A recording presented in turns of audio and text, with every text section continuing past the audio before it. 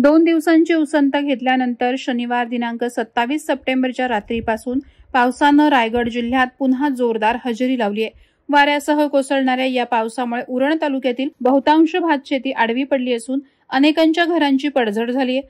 परिणामी तालुक्यातील जनजीवन विस्कळीत झालं असून शेतकऱ्यांसह रहिवाशांमध्ये नैराश्याचं वातावरण निर्माण झालंय। भारतीय हवामान विभागानं 27 ते 30 सप्टेंबर दरम्यान कोकणात अतिवृष्टीचा इशारा दिलाय। शासनानं राज्यातील आपत्कालीन व्यवस्थापन यंत्रणा सतर्क ठेवली असली तरी उरण तालुक्यात शनिवारी झालेल्या मुसळधार पावसानंतर स्थानिक पातळीवर मात्र कोणतीही हालचाल दिसून आलेली नाही। चिरनेर गावातील पडझड झालेल्या घरांची पाहणी करणं, शेतकऱ्यांच्या आडव्या पडलेल्या शेतात जाऊन पंचनामा करणं या मूलभूत जबाबदाऱ्या प्रशासनाकडून पार पाडल्या जात नसल्याची चर्चा सर्वत्र सुरू आहे। शेतकरी संतोष ठाकूर यांनी शासनाकडे मागणी करताना म्हटलंय की कापणीच्या उंबरठ्यावर असलेली भातशेती आडवी पडली आहे, घराचं नुकसान झालंय। या परिस्थितीत आपत्कालीन व्यवस्थापन जर कोमात असेल तर ही शोकांतिका आहे। शासनाने तत्काळ मदत जाहीर करून निष्क्रिय अधिकाऱ्यांवर कारवाई करावी अशी मागणीही त्यांनी केली आहे।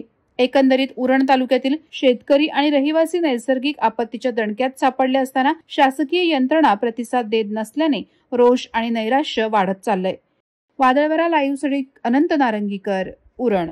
नवी मुंबई व रायगड जिल्ह्यातील ताज्या बातम्या आणि घडामोडींसाठी सबस्क्राईब करा वादळवारा लाईव्ह चॅनल आणि दाबा बेल आयकॉन।